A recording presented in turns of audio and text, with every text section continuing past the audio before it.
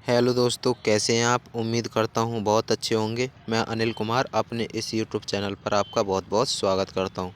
दोस्तों, आज हम हिमालय से निकलने वाली नदियों के बारे में विस्तार पूर्वक पढ़ेंगे कि हिमालय से निकलने वाली नदियाँ, इनसे क्या इम्पोर्टेंट फैक्ट हो सकते हैं, वो हम सारे कवर करेंगे। कौन कौन सी नदियाँ निकलती हैं और कहाँ पर गिरती हैं और उनके बारे में क्या क्या फैक्ट हैं, वो सारे हम इस वीडियो के माध्यम से जानेंगे। नदियाँ अपने आप में एक बहुत ही इम्पोर्टेंट चैप्टर है, जहाँ से हर एक कॉम्पिटिटिव एग्ज़ाम में क्वेश्चन बहुत अच्छे प्रकार के बनते ही बनते हैं। हम नदियों को दो भाग में करेंगे। पहला पार्ट 1 हम हिमालय की नदियों के बारे में पढ़ेंगे और दूसरा हम प्रायद्वीपीय नदियाँ पढ़ेंगे, जो दो पार्ट में हम कंप्लीट करेंगे। और यहाँ से जो भी क्वेश्चन बनेगा वो ज़रूर आपको इसी वीडियो के माध्यम से मिल ही जाएगा। तो वक्त बर्बाद ना करते हुए हम वीडियो को शुरू करते हैं। तो सबसे पहले हम पढ़ेंगे गंगा नदी के बारे में। तो गंगा नदी के बारे में जो भी फैक्ट हैं वो हम जानेंगे कि इसका उद्गम स्थल क्या है। गंगोत्री ग्लेशियर उत्तराखंड। कहाँ से निकलती है? उत्तराखंड से, गंगोत्री ग्लेशियर से। और इसकी लंबाई कितनी है? 2525 किलोमीटर। 2525 किलोमीटर, जो भारत की सबसे बड़ी, सबसे लंबी नदी भी है। और इसकी सहायक नदियाँ कौन कौन सी हैं वो पढ़ते हैं हम। इसकी सबसे बड़ी सहायक नदी कौन सी है? यमुना, सोन, गोमती, घाघरा, गंडक, कोसी, चंबल, रामगंगा, महकनंदा, ये हैं इसकी महत्वपूर्ण सहायक नदियाँ। आप नोट्स बनाते चलना, जो एक बार और रिवीजन करोगे आप तो उसके बाद याद आराम से हो जाएगा। उसके बाद पढ़ते हैं महत्वपूर्ण शहर कि कौन से शहर इसके किनारे बसे हुए हैं। हरिद्वार और इलाहाबाद, यहाँ लिख गया है ये, इलाहाबाद और वाराणसी, पटना और कोलकाता, ये गंगा नदी के किनारे स्थित शहर हैं। और यहाँ से भी क्वेश्चन अच्छे प्रकार के पूछ लिए जाते हैं कि ये शहर किसके किनारे है, किस नदी के किनारे है। तो आपको बहुत अच्छी तरीके से पढ़ना बहुत ज़रूरी है। और ये गिरती कहाँ जाकर है? ये बंगाल की खाड़ी में जाकर गिर जाती है। इसका नाम क्या है? अन्य नाम है भागीरथी, नाम से भी इसे जाना जाता है। यह है गंगा से इम्पोर्टेंट जो भी फैक्ट बन सकते हैं। और फिर इसके बाद पढ़ेंगे यमुना नदी, जो गंगा नदी की सबसे बड़ी सहायक नदी भी है। इसके फैक्ट भी जान लेते हैं। उद्गम कहाँ है? यमुनोत्री ग्लेशियर, उत्तराखंड। जैसे गंगा का गंगोत्री था, यमुना का यमुनोत्री, याद हो जाएगा आराम से। लंबाई कितनी है इसकी? 1376 किलोमीटर। और इसकी सहायक नदियाँ कौन कौन सी हैं? टोंस, चंबल, बेतवा, केन और सिंध, ये हैं यमुना नदी की सहायक नदियाँ। उसके बाद देखते हैं कि इसके किनारे कौन कौन से शहर बसे हुए हैं। तो इसके किनारे जो शहर बसे हुए हैं, दिल्ली, आगरा, मथुरा, ये 3 शहर आपको याद रखने हैं। दिल्ली, आगरा, मथुरा, ये यमुना नदी के किनारे बसे हुए हैं। इलाहाबाद में यह गंगा में जाकर मिल जाती है, जो गंगा में जाके गिरती है इलाहाबाद में। मतलब यमुना और गंगा का संगम कहाँ होता है, ये पूछेगा क्वेश्चन में, तो आप बोलेंगे इलाहाबाद प्रयागराज, जिसका नया नाम प्रयागराज ही है। तो गंगा की यह प्रमुख सहायक नदी है, ये बात मैं पहले बता चुका हूँ। इसके बाद पढ़ेंगे हम ब्रह्मपुत्र नदी के बारे में। ब्रह्मपुत्र नदी के बारे में, तो इसका उद्गम कहाँ है? इसका उद्गम है हिमालय के उत्तर में तिब्बत के पठार, ये पत्थर लिख गया है यहाँ, पठार पर स्थित मानसरोवर झील के पास। मानसरोवर झील के पास से ये निकलती है, इसका उद्गम स्थान है ब्रह्मपुत्र नदी का। और लंबाई कितनी है इसकी? 2900 किलोमीटर। 2900 किलोमीटर।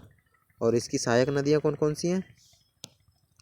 इसकी सहायक नदियां हैं सुबनसिरी, मानस, तीस्ता, देबांग, लोहित, ये हैं ब्रह्मपुत्र की सहायक नदियां। और महत्वपूर्ण शहर, मतलब इसके किनारे कौन कौन से शहर हैं?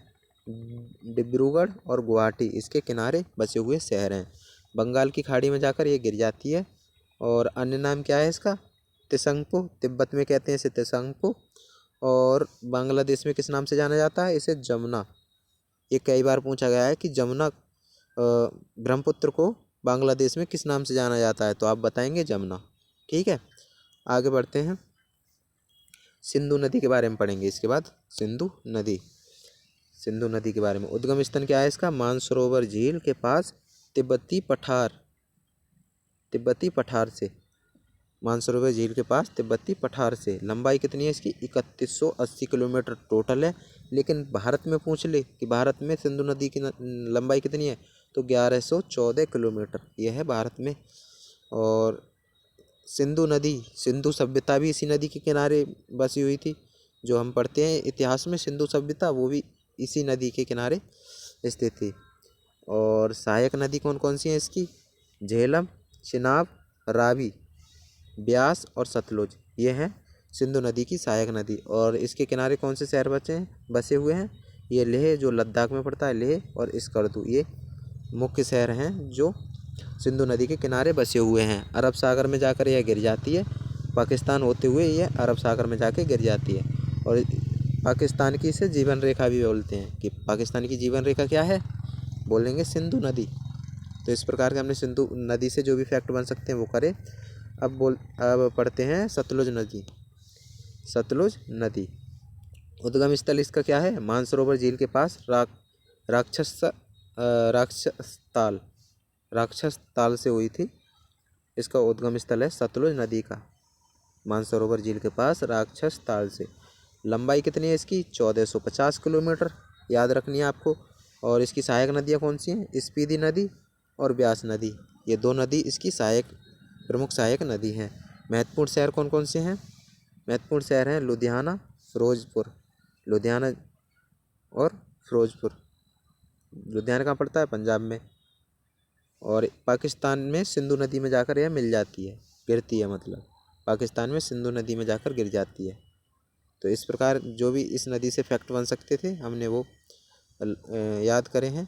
और आगे पढ़ते हैं ब्यास नदी। अब ब्यास नदी के बारे में जो भी इम्पोर्टेंट फैक्ट है वो जानेंगे हम। उद्गम स्थल कहाँ है इसका? ब्यास कुंड, हिमाचल प्रदेश। ब्यास कुंड, ब्यास नदी, व्यास कुंड याद हो जाएगा, ब्यास नदी, व्यास कुंड, और हिमाचल प्रदेश में। लंबाई कितनी है? 470 किलोमीटर, 470 किलोमीटर। और सहायक नदियाँ कौन कौन सी हैं इसकी? कोई सी भी सहायक बड़ी सहायक नदी नहीं है, मतलब इसकी सहायक नदी याद करने की कोई ज़रूरत नहीं है क्योंकि कोई बड़ी प्रमुख सहायक नदी नहीं है। और इसके किनारे जो शहर बसे हैं मनाली और कांगड़ा, मनाली और कांगड़ा इसके किनारे बसे हुए प्रमुख शहर हैं। पंजाब में सतलुज नदी में यह गिर जाती है जाके, पंजाब में सतलुज नदी में गिरती है जाके, और पंजाब की सिंचाई प्रणाली के लिए महत्वपूर्ण। अब क्वेश्चन बन सकता है कि पंजाब की सिंचाई प्रणाली के लिए कौन सी नदी महत्वपूर्ण है? तो आप बोल सकते हैं कि ब्यास नदी। ओके, उसके बाद देखते हैं चिनाब नदी। चिनाब नदी का उद्गम स्थल कहाँ है? बारालाचा दर्रा, जो कहाँ पड़ता है? हिमाचल प्रदेश, वहाँ से चिनाब नदी का उद्गम स्थल है। और इसकी लंबाई कितनी है? 960 किलोमीटर, 960 किलोमीटर।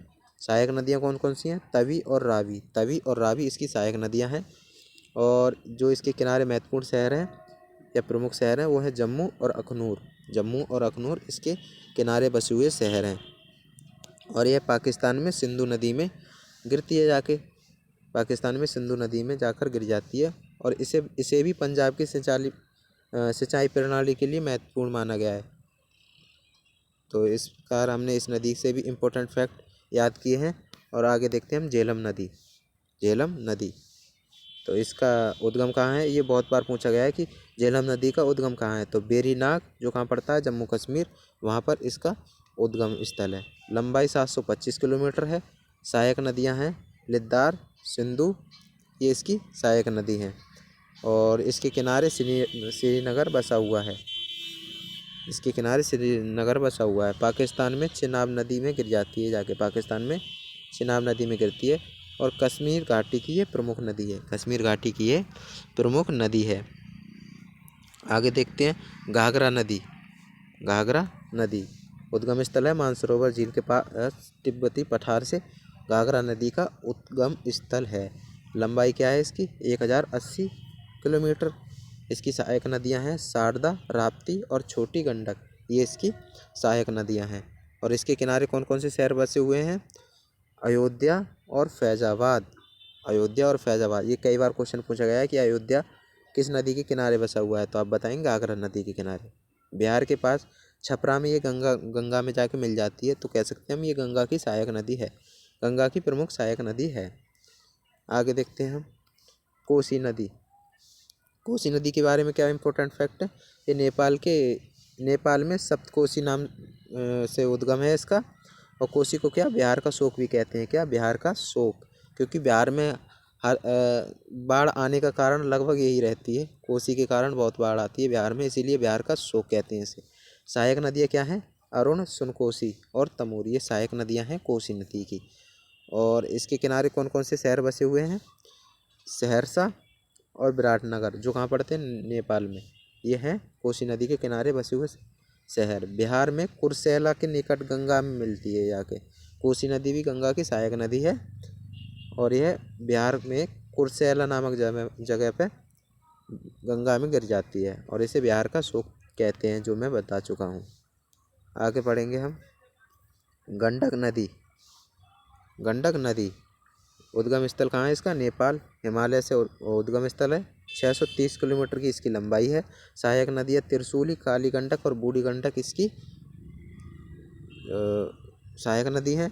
गंडक से याद रख सकते हैं, या काली गंडक हो गया या बूढ़ी गंडक, तो सहायक नदी याद रहेंगी। महत्वपूर्ण शहर कौन सा है? हाजीपुर। हाजीपुर जो कहाँ पड़ता है? बिहार में। वहाँ जाके बिहार के हाजीपुर में जाके ये गंगा में गिर जाती है जाके। और बिहार और उत्तर प्रदेश के लिए सिंचाई के लिए महत्वपूर्ण है। बिहार और उत्तर प्रदेश की सिंचाई के लिए महत्वपूर्ण है और बिहार के हाजीपुर में गंगा में जाके गिर जाती है। तो इस प्रकार हमने गंडक नदी के बारे में जाना और हिमालय से निकलने वाली सभी नदियों के बारे में हमने जो भी इम्पोर्टेंट फैक्ट बन सकते थे वो हमने याद किए हैं। उम्मीद करता हूँ वीडियो आपको अच्छी लगी होगी। कमेंट करके ज़रूर बताएं और चैनल पर नए हैं तो चैनल को सब्सक्राइब ज़रूर कर लें। रिक्वेस्ट करता हूँ आपसे, सब्सक्राइब ज़रूर कर लें। और ऐसे ही इंटरेस्टिंग वीडियो और आती रहेंगी और पार्ट 2 में हम प्रायद्वीपीय भारत की नदियों के बारे में पढ़ेंगे। तो इस वीडियो को यहीं समाप्त करते हैं। धन्यवाद।